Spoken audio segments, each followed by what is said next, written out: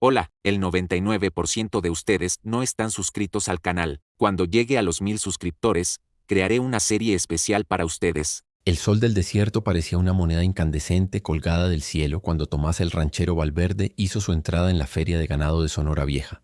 Llevaba la barba con canas como alambre, el sombrero echado hacia atrás y el paso cansino de quien ha aprendido a no tener prisa ni siquiera cuando la vida le corre al galope. A su lado Bartolo, su burro de orejas largas y mirada de juez, avanzaba con esa dignidad testaruda que solo tiene quien conoce el peso real de las cargas y el valor exacto de los silencios. La feria rugía, subastadores con voces de trueno, niños persiguiendo gallinas, un organillo desafinado, mujeres vendiendo pan dulce y lonjas de carne seca. Detrás, los cerros, costillas de piedra contra un cielo sin nubes. Tomás se acercó a la tarima de la subasta de remates, buscando clavos, quizá alguna caja de herramientas, esa clase de cosas que uno necesita cuando su casa es la intemperie. «Siguiente lote», vociferó el subastador, un hombre de bigote, encerado y chaleco rojo. Acta de propiedad del caserío registrado como Santa Soledad, con todos sus inmuebles, anexos y pertenencias. Estado: abandonado. Deudas: ninguna, porque a los muertos no se les cobra. La gente rió. Tomás entrecerró los ojos. Santa Soledad. El nombre le sonaba. Quizá de una plática de cantina, una mención arrastrada por el viento en algún camino. Recordó de golpe a un peón viejo en la hacienda de San Marcial, diciendo que había un pueblo donde el reloj dejó de dar la hora por no tener a quien avisarle. «¿Quién da $1?» siguió el subastador. Silencio. Un perro ladró. El organillo se cayó de golpe como si también esperara la respuesta. «¿50 centavos?» insistió el hombre del chaleco ya sin gracia. Tomás miró a Bartolo. El burro rascaba el suelo con una pezuña indiferente. Dos muchachos cuchichearon. Que estaba maldito, que la gente se fue por una peste, que los bandidos, lo de siempre. Tomás suspiró. No creía en maldiciones, creía en cercas rotas, en noches frías y en deudas que no se pagan solas. $2, dijo alzando apenas la mano. Vendido, cantó el subastador con alivio, como quien por fin logra pasar una papa caliente. Pase a firmar, caballero. Que Dios y el condado lo acompañen. Los presentes soltaron risitas nerviosas. Un borracho, desde el fondo, brindó. «A la salud del nuevo alcalde de los fantasmas». Tomás firmó con trazos cuidadosos. No estaba seguro de por qué lo hacía. Tal vez por esa manía de los hombres que han perdido cosas. Coleccionar ruinas y ponerle su nombre para sentir que todavía poseen algo. O quizá porque, al escuchar Santa Soledad, algo le hizo cosquillas en un rincón del recuerdo. Cuando guardó la escritura enrollada en el forro del chaleco, Bartolo soltó un rebuzno corto, seco, como si acabaran de comprar un saco de arena. Salieron. De Sonora Vieja al atardecer, con el cielo encendiéndose en brasas y el polvo tornándose más pesado que el sueño. La traza de Santa Soledad quedaba a 2 días de marcha, siguiendo el lecho seco de un río que solo se acordaba de la lluvia cada tantos años.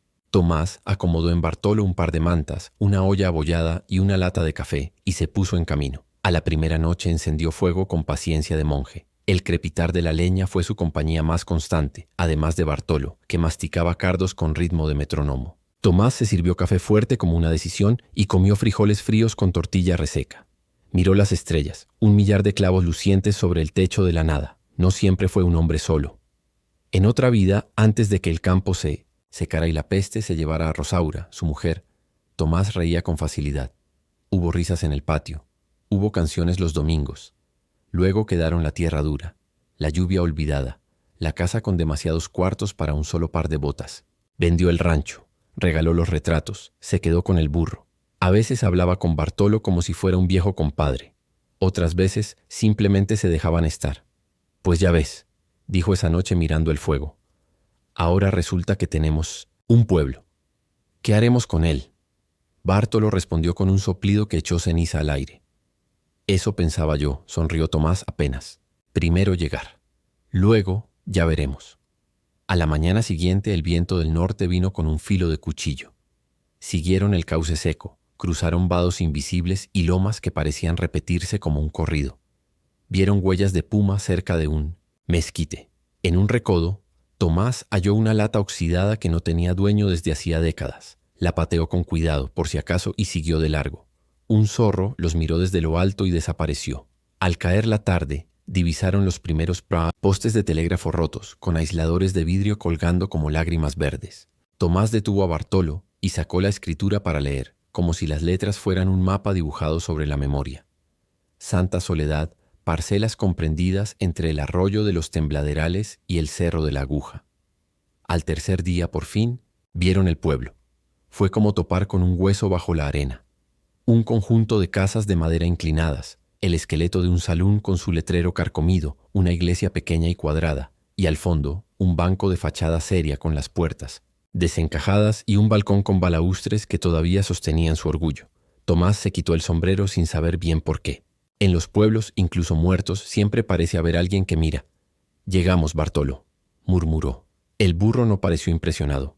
Avanzó con paso firme, olfateando el aire como si leyera un periódico antiguo. Entraron por la calle principal. El polvo tenía una forma de quedarse para siempre, como si hubiera firmado un contrato con la tarde. En el salón, el piso crujió con lamento de barco viejo. Una silla volteada descansaba junto a la barra, petrificada en el gesto de quien se levanta para nunca volver. Tomás empujó la puerta a vaivén y un suspiro de aire frío se coló desde el interior. «Buenas», dijo por puro instinto. Nadie respondió. Se permitió sonreír. La cortesía no caduca. En el sheriff's office encontró un revistero caído, una celda con barrotes torcidos y un tablón donde alguna vez colgaron avisos de recompensa. Quedaban tachuelas, manchas de sol y un papelito, amarillento pegado en la esquina, roído por ratones. No lo arrancó, no aún. En el almacén general, un barril vacío rodaba si uno respiraba fuerte. La herrería conservaba un yunque que parecía una piedra con memoria. Todo en conjunto era un eco. Tomás inspeccionó la iglesia. Las bancas de pino estaban gastadas en el mismo lugar donde las manos buscan consuelo. El altar tenía una cruz, simple, y una vela consumida hasta el cuello. Sobre la sacristía descansaba una capa de polvo tan pareja que parecía obra de un buen maestro albañil. Dejó la puerta abierta para que ventilara. Acamparon bajo el porche del salón. Tomás barrió con una escoba encontrada tras la barra, como si limpiar fuera un modo de presentarse. Puso una manta en el suelo para dormir y colgó su cantimplora de un clavo. Bartolo se acomodó junto a una columna, ajeno a cualquier etiqueta, y se puso a rumiantes modestias. Al caer el sol, el desierto cambió de color, del cobre al violeta, del violeta al gris. Y entonces llegaron los sonidos. El viento silbando, entre las tablas algún animal revolviendo una lata, un golpe sin dueño en el banco. Tomás se dijo que era normal. Las cosas viejas crujen más que las nuevas. Si hay almas, le dijo a Bartolo sin humor, que paguen renta. Un golpe seco respondió desde el banco, como si alguien hubiera cerrado un cajón con apresuramiento. Tomás se enderezó. Bartolo, en lugar de asustarse, inclinó la cabeza hacia ese edificio, como si el sonido hubiera dicho su nombre en voz baja. «Mañana», decidió Tomás. «Hoy ya gastamos suficiente sorpresa». Aún así, antes de dormir dio una vuelta por el pueblo con la lámpara de querosén. Caminó hasta el cementerio, un puñado de cruces torcidas y montículos mínimos. Leyó un par de nombres cuando el hollín lo permitió. Ismael T., Eulalia S. Fechas borrosas, algunas cruzadas con una X tosca. Dejó un buenas noches en el aire, porque los cementerios exigen modales. De regreso, se detuvo frente al banco. Era el edificio más sólido de todos. La fachada de cantera se había ganado el derecho a seguir de pie. Tomás empujó una puerta. Se abrió con un llanto largo y un olor a cuero viejo y tinta subida a la cabeza lo golpeó de inmediato. Iluminó con la lámpara. Un mostrador alto, varios escritorios, cajas fuertes al fondo, de esas con ruedas que parecen relojes, sin agujas, y papeles. Montones de papeles que el polvo había vuelto grises. No entró más. Dejó que la oscuridad recuperara su territorio y cerró con suavidad. Al girar, se topó con Bartolo parado en el umbral, mirándolo. El burro soltó un resoplido, que movió la llama de la lámpara. «Curioso estás», dijo Tomás. «Pero no te emociones, los bancos viejos solo guardan telarañas y pagarés vencidos». Bartolo no se movió. Tomás rozó su frente y volvió al porche. La primera noche en Santa Soledad fue larga. Tomás despertó varias veces con el crujido de la madera. Una vez juró escuchar pasos en la calle, pasos que iban y no venían, como si buscaran una puerta que ya no existía. Otras veces creyó oír risas, un murmullo corto, casi un recuerdo. Se sentó, se sirvió un sorbo de agua, esperó. El viento bajó, subió, arrastró un papel. Bartolo, imperturbable, dormía como duermen los que han trabajado, sin sueños que estorben. Al amanecer, el mundo se veía menos peligroso. Esa es una verdad vieja. Tomás se levantó, preparó café de olla con la medida exacta de amargura y canela, y se puso a recorrer formalmente el pueblo, ahora con la escritura en el bolsillo como quien porta una carta de presentación. En el salón encontró una caja con fichas de dominó, varias rotas y una botella a medio llenar que decidió no probar. En el cuarto trasero descubrió un piano destartalado. Tocó una tecla y sonó como si alguien hubiera pisado un gato en mal estado. Sonrió. En la oficina del sheriff, finalmente, se animó a levantar el papelito amarillento del tablón. Alcanzó a leer una lista de nombres y una cantidad al lado, de cada uno. El último decía almacén de fondos, transferido. No supo qué pensar. Guardó el papel y siguió. La plaza era un rectángulo de tierra apisonada con un aljibe seco en el centro. Al lado, un árbol solitario retorcido que habría dado buena sombra en tiempos con gente. Tomás amarró a Bartolo y se puso a reparar. La balaustrada del porche con clavos recuperados y paciencia. Martilló a ritmo lento mirando de reojo el banco cada tanto, sin darse cuenta de que su mirada regresaba allí como el hilo a la aguja. A media mañana un coyote cruzó la calle, arrastrando una cuerda vieja en el hocico. Bartolo no se inmutó.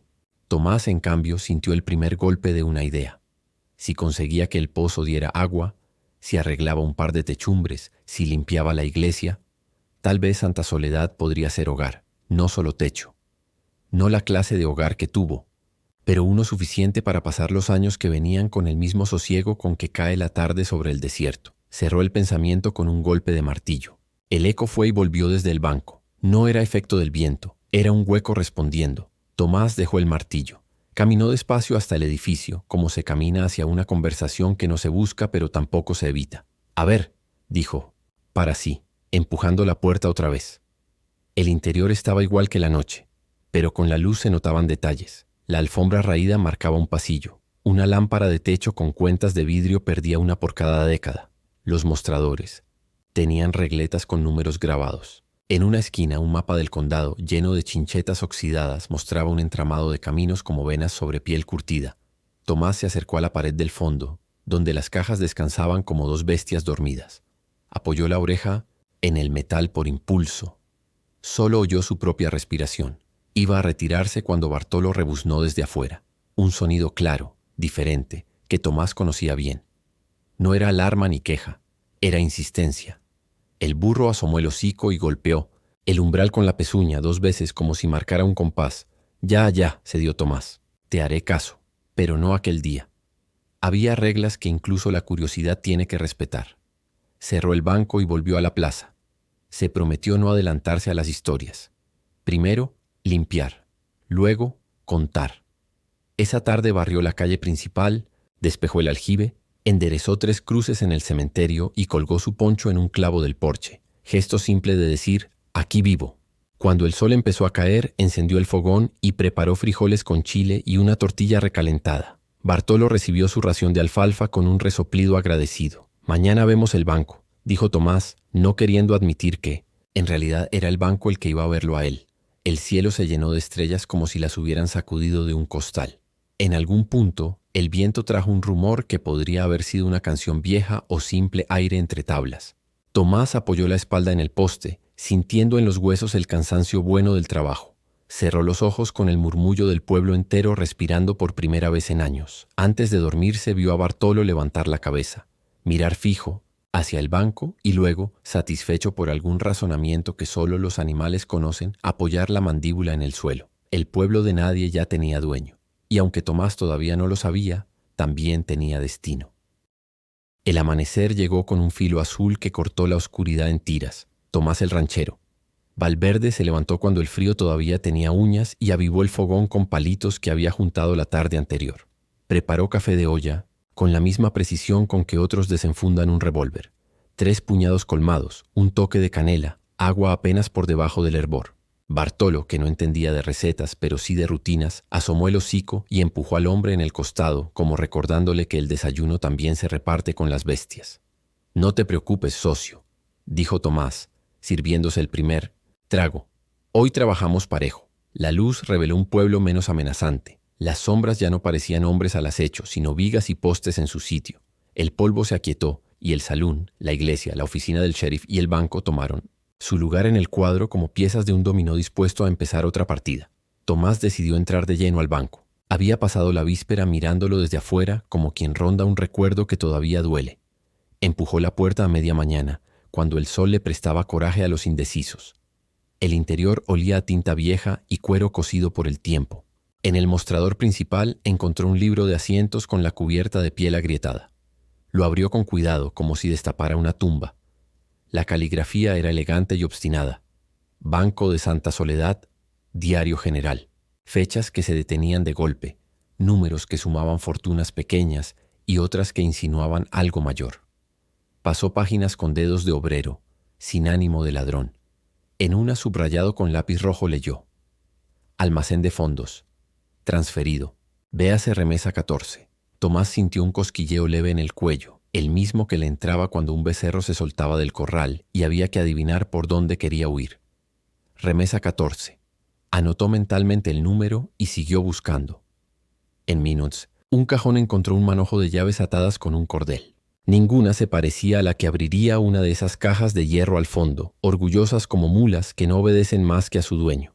En la pared lateral, colgado torcido, había un mapa del condado. Caminos, cauces secos, marcas con chinchetas, oxidadas. 2 alfileres señalaban el pueblo. Uno decía banco, el otro, con tinta más pálida, archivo. No estaba dentro del edificio, sino detrás, como si ese archivo hubiera sido una bodega, un cuarto de resguardo, algo adosado a la espalda del banco y al abrigo de miradas indiscretas. «Archivo, ¿eh?», murmuró Tomás, clavando los ojos en la palabra. «O eres pura vanidad o guardas secretos». Bartolo asomó la cabeza por la puerta como si le hubieran llamado. Avanzó 3 pasos y olfateó el aire. Luego, sin pedir permiso, rodeó el mostrador y fue hacia la pared del fondo. Rebuscó con el hocico entre papeles caídos, resopló ante una polilla y se detuvo frente a una columna de madera. Golpeó el suelo 2 veces con la pezuña. Clon, clon. No era la música de un piso macizo. Sonaba a hueco.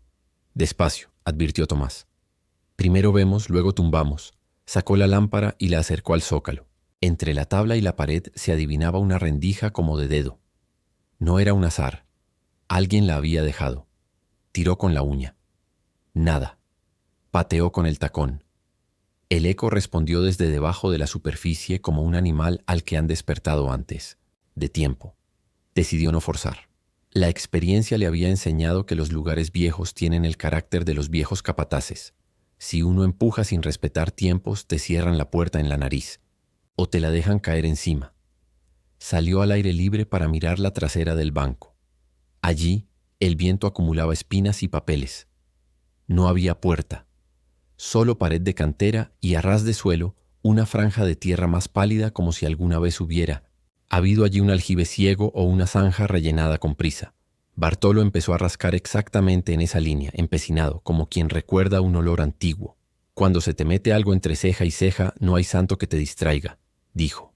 Tomás, entre orgulloso y resignado, marcó el sitio con 2 piedras en cruz. Volvió a la oficina del sheriff, que a esas horas olía a herrumbre y papel rancio. Lo primero que vio fue el tablón de anuncios. Donde ayer había un papelito carcomido, hoy había 2. Quizá el viento había desprendido otro. Uno mostraba una lista de nombres con cantidades al lado. El último renglón repetía la nota que había visto en el banco. Almacén de fondos, transferido, remesa 14. El otro era un informe. Letra apurada, tinta corrida. Informe 112. Sheriff C. Vega. Evacuación parcial por amenaza de asalto de la cuadrilla del Lince. Tesoro municipal y depósitos privados reubicados. Resguardo temporal archivo. Acceso doble llave. Llave mayor. Banquero P. Lafarga. Llave menor. Sheriff. Tomás ladeó la cabeza. Doble llave. Eso explicaba el manojo inútil del banco. Tenía una mitad, faltaba la otra. Miró alrededor. El despacho apenas tenía una mesa, una silla rota, un catre para siestas y el perchero donde quizás colgó hace años la autoridad. Palpó detrás de un marco torcido donde una estrella de hojalata aún dejaba su sombra. Nada. Al inclinarse, la bota tropezó con una tabla floja bajo el catre. Se arrodilló, metió los dedos, tiró. La madera cedió con un suspiro. Dentro había una cajita de latón. La abrió conteniendo la respiración, el mismo gesto con que uno mira una foto que quizá no quiere ver. Adentro, sobre un paño, descansaba una llave corta, con cabeza en forma de media luna. No era bonita ni pesada, pero encajaba con la memoria de la otra mitad. Tomás la pesó en la palma y sonrió con la comisura. Llave menor encontrada. Vas dejando migas, sheriff, dijo casi agradecido. A ver si nos alcanzan para el pan entero. Guardó la llave en el chaleco y volvió al banco. Esta vez caminó directo al fondo, a las cajas. Probó la mayor del manojo en la cerradura principal. Giró a la izquierda y quedó a la espera. Tomás sacó la media luna. La presentó a un pequeño orificio lateral, casi invisible. Entró con la suavidad de un cuchillo en manteca tibia. Giró. La rueda de la caja emitió un clac que no sonó a apertura, sino a permiso. No se abrió del todo. Algo quedaba. Tomás probó avanzar el volante, pero el mecanismo respondió con un obstinado no. No era el número. Era el tiempo. Muchas cajas antiguas tenían una trampa, un retardo, un bloqueo que exigía paciencia. Dejó las manos encima del metal frío y esperó, sintiendo el pulso en los dedos, contando los segundos sin contarlos. Pasado un rato intentó de nuevo. El volante se dio un cuarto de vuelta. La puerta se movió lo justo para dejar escapar un hálito de aire sepultado. Detrás de la lámina interna no había estantes, sino una pared falsa con remaches. En el filo superior, grabado con punzón, leyó R14, remesa 14, repitió apenas un soplo. No siguió. Había aprendido a retirarse cuando el juego prometía más si uno sabía irse a tiempo. Empujó la puerta de regreso, volvió a girar las llaves y las guardó. Quería ver el archivo primero. Si el banquero Lafarga y el sheriff Vega habían pensado en duplicar accesos, no sería solo por capricho. Un resguardo por dentro y otro por fuera. Eso decía el mapa. Salió, rodeó el edificio y encontró a Bartolo convertido en pozo de mano. El burro había abierto un hoyo discreto, lo suficiente para dejar ver el borde de algo metálico enterrado. Tomás se arrodilló. Con la navaja apartó tierra. Asomó el canto de una bisagra. No era grande, pero tampoco decorativa. Había servido en su tiempo para mover algo más pesado que una puerta de gallinero.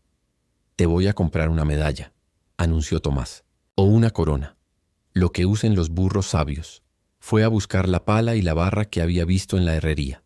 Trabajó con calma. El sol clavaba puntillas en la nuca, pero el hombre no se apresuró. La tierra del desierto se ofende si la apuran.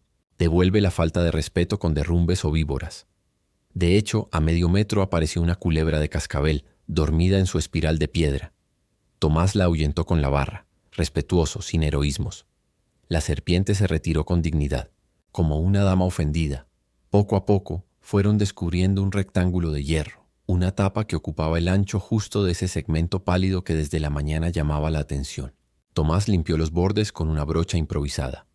En el costado semiborradas quedaban unas letras estampadas, Arch, y debajo, casi por capricho del destino, un 14 trazado con pintura blanca, hoy fantasma.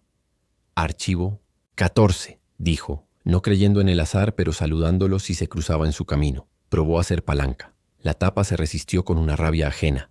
Cambió el ángulo. Escuchó el quejido de un hierro que recuerda. Su hombro protestó. Aflojó. Respiró. En el tercer intento, la tapa cedió lo suficiente para que entrara aire. Un golpe de viento les tiró polvo a la cara, como si el desierto no quisiera que vieran más. Tomás decidió parar. La luz se estaba yendo. Abrir una boca al subsuelo al anochecer era invitar a todos los problemas que un hombre solitario no quiere de visita. Puso 2 piedras grandes sobre la tapa a modo de freno y la cubrió con la manta vieja de recua. «Mañana bajas conmigo, Palés», dijo a Bartolo. «Y me refiero al ánimo, no a los escalones». La tarde cayó con prisa de quien huye. El viento, que había sido cómplice, se volvió chismoso. Pasó por los aisladores de los postes de telégrafo y los hizo cantar. No era música de iglesia ni de cantina. Era un chirrido que por momentos parecía clave. Tomás se quedó quieto escuchando. Ta, ta, ta, ta, ta, ta. Un morse sin destinatario. Sonrió, sin creer del todo, pero sin negar el juego que el mundo le proponía. «Si me estás diciendo 14, repítelo con más claridad», dijo. Y el viento travieso golpeó el letrero del salón para que diera 2 palmadas secas. Encendió el fogón, hizo frijoles con chile colorado y repartió. La ración de Bartolo. Comieron en silencio, que es la mejor mesa cuando los pensamientos hablan. Después de lavar la olla, Tomás se sentó en la mecedora improvisada con 2 tablones que había reparado. Miró el banco. Recordó a Rosaura de golpe, no como una estampita. Triste, sino bailando en la cocina con un cucharón, riéndose porque el mole salía bien hasta cuando salía mal. La memoria vino sin lágrimas, solo con esa punzada que tiene la gente de bien cuando lo perdido no regresa, pero acompaña. Si fuera oro, dijo en voz baja, no me va a devolver nada. Si fuera polvo, tampoco me quita lo que quedó. Así que tranquilo, Tomás. Paso por paso. La noche se animó con su propia algarabía.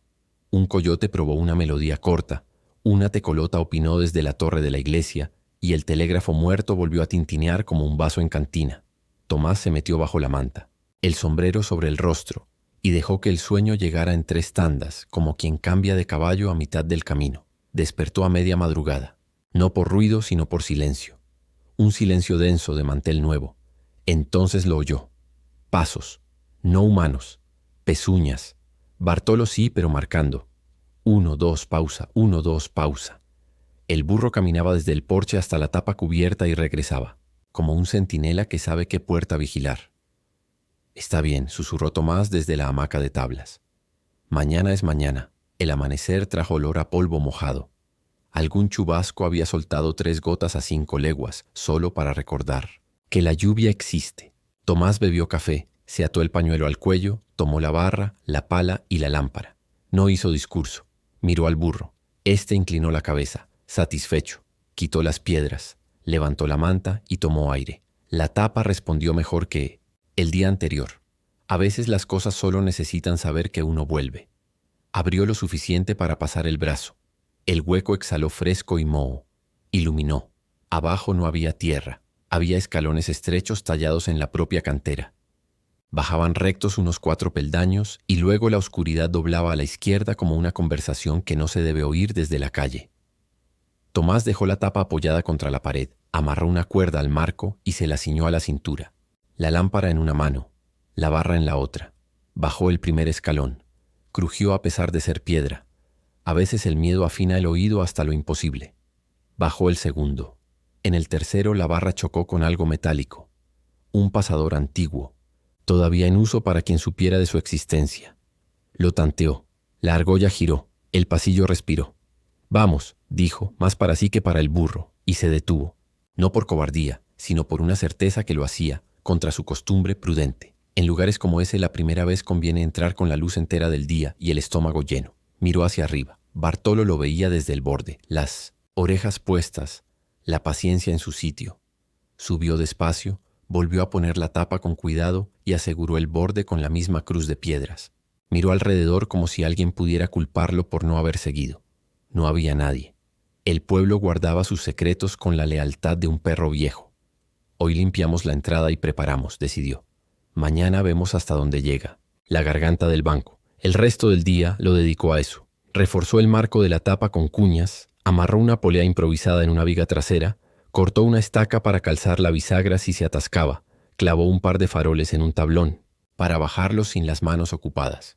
En la oficina del sheriff copió en un papel el croquis mental. Tapa, 4 escalones, giro izquierda, pasador.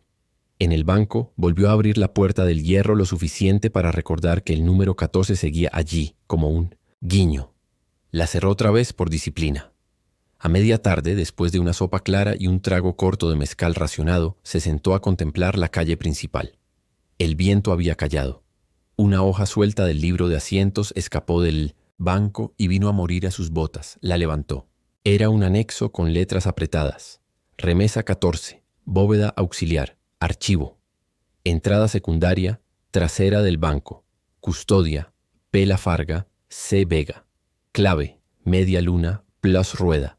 Contenido, depósitos de particulares, pagarés del condado, lingotes, provenientes de Mina Santa Gertrudis, pendiente de registro, efectivo de emergencia. Tomás dejó que la palabra lingotes cayera con su peso y no la recogió del todo.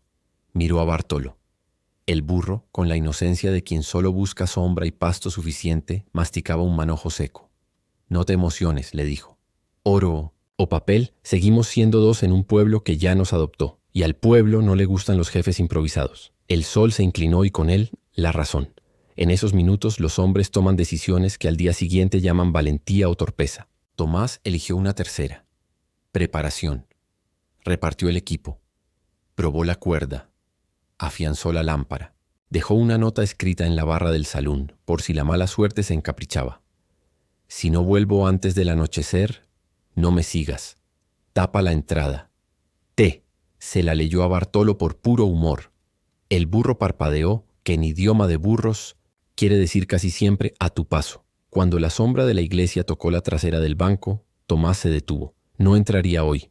El miedo bueno, ese que evita que las historias terminen en 2 capítulos, le tiró de la manga. Regresó al parque. Encendió el último cigarro que guardaba desde la feria.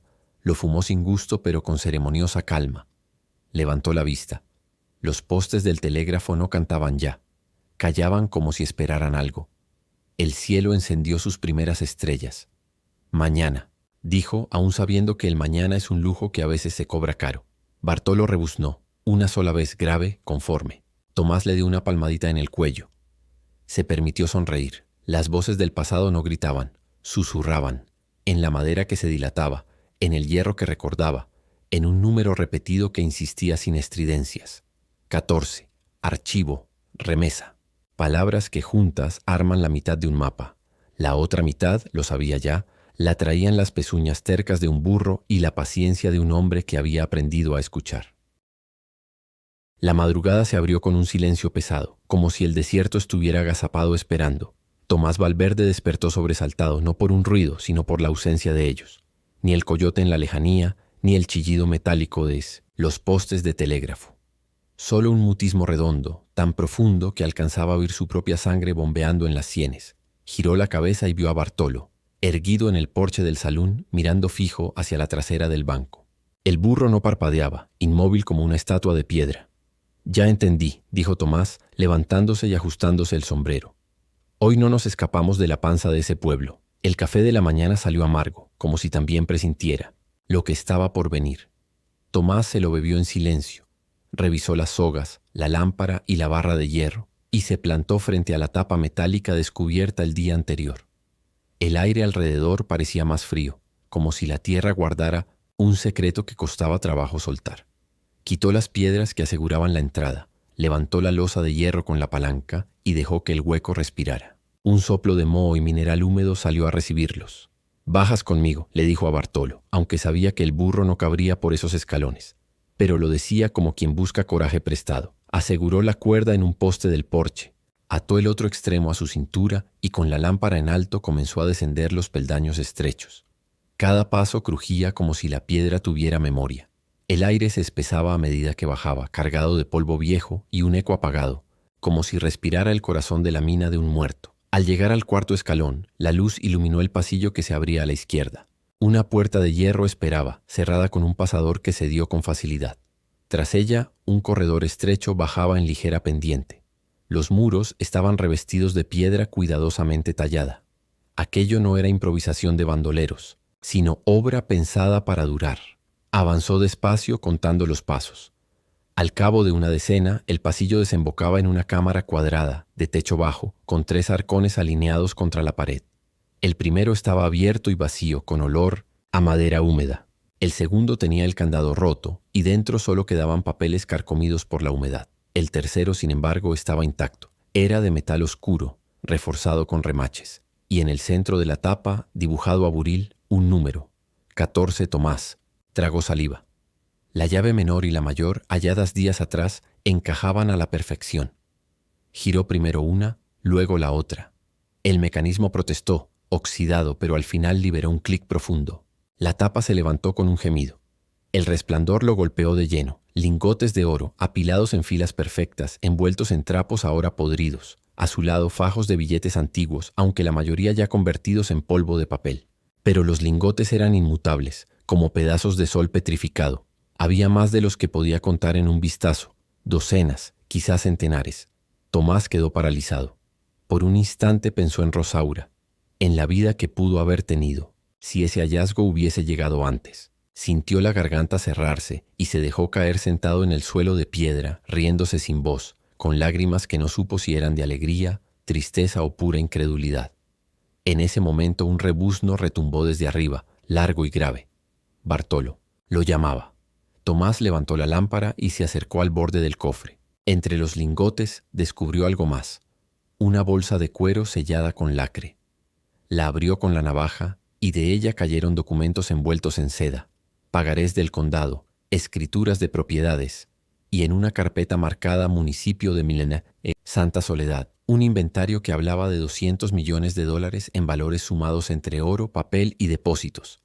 200 millones.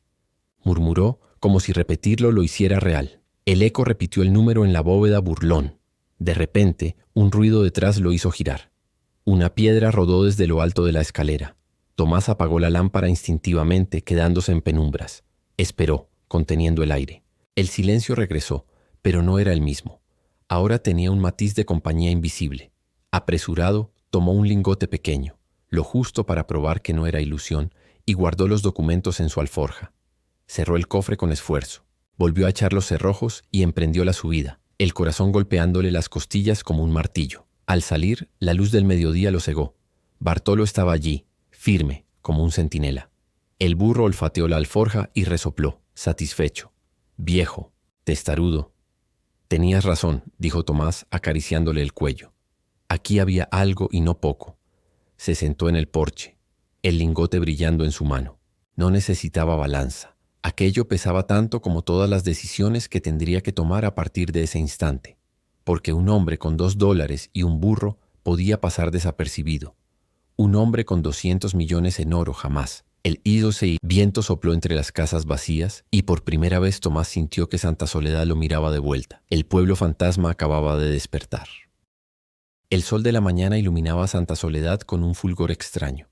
Las casas, antes grises y mudas, parecían despertar bajo una nueva luz.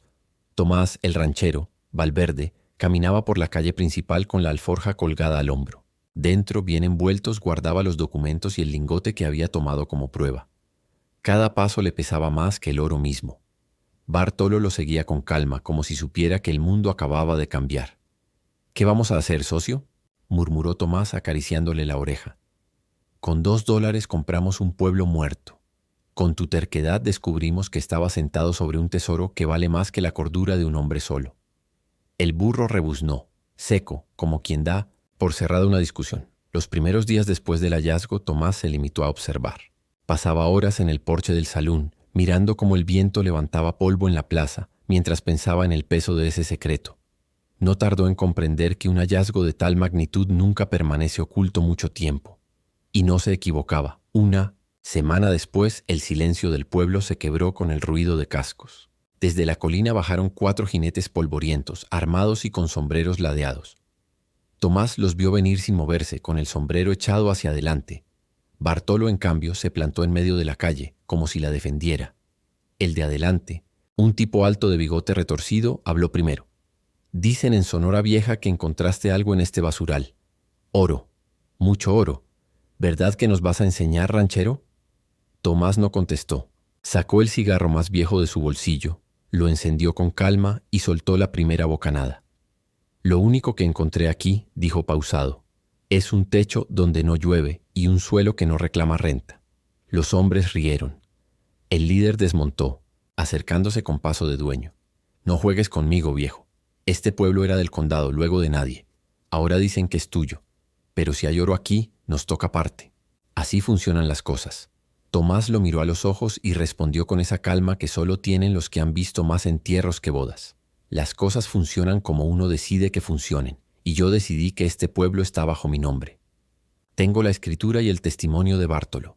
El burro rebuznó, como si firmara la declaración. La tensión flotó en el aire como dinamita sin mecha. Finalmente los jinetes se retiraron, no sin dejar una advertencia. Volverían. Días después, llegaron otros. Ya no bandidos, sino hombres trajeados con papeles en la mano. Abogados, notarios, enviados de políticos del condado. Querían revisar escrituras, negociar, incluso sobornar. Algunos ofrecieron porcentajes, otros amenazaron con juicios. Tomás los escuchaba sentado en la mecedora con Bartolo al lado mascando. «Alfalfa». Siempre contestaba lo mismo. «El pueblo me costó $2. Tengo recibo. Si quieren, les vendo un ladrillo a ese precio». Los abogados se marchaban frustrados, mascullando entre dientes. El rumor del oro se había extendido como pólvora, pero Tomás se aferraba a la paciencia del desierto. No apresurarse, no mostrar más de lo necesario. Con el tiempo, algo inesperado ocurrió. La gente regresó. Primero una pareja joven que buscabas trabajo. Luego un carpintero que había oído de la resurrección de Santa Soledad. Después un grupo de familias con niños. Traían herramientas, carretas y esperanza. No venían tras el oro, al menos no directamente. Venían porque un pueblo fantasma se convertía de pronto en tierra de oportunidades. Tomás no los detuvo. Les permitió reparar casas, plantar huertos, reabrir la herrería. Él mismo ayudó a levantar la vieja escuela, clavando maderos al lado de los más jóvenes.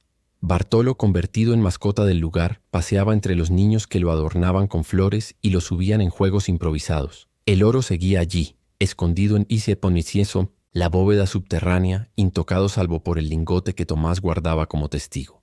Él entendía que aquella riqueza era demasiado grande para un solo hombre y demasiado peligrosa si caía en las manos equivocadas. Prefirió dejar que el tesoro permaneciera bajo tierra, sosteniendo en silencio el renacimiento del pueblo. Una tarde, mientras el sol se derretía en el horizonte, Tomás se sentó en el porche de la escuela recién pintada. Los niños corrían detrás de Bartolo, que trotaba despacio, orgulloso de su nuevo rol de guardián y compañero de juegos. El carpintero se acercó y le dijo: «Don Tomás, usted trajo la vida de vuelta a este lugar».